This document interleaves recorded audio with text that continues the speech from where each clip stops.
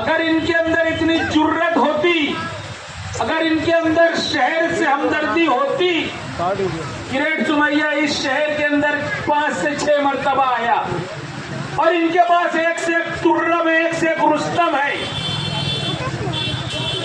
Create Sumaiya کی یہ B J پی کے لیڈر کی مخالفت کرنے میں وہ سرما کہاں گئے تھے؟ کیوں نہیں کریٹ سمیہ کے سامنے آ کر کے احتجاج کرا؟ ان کے پاس بہت بڑے بڑے سرما ہیں، بہت بڑے بڑے رستم ہیں جو ڈینگے مارتے ہیں۔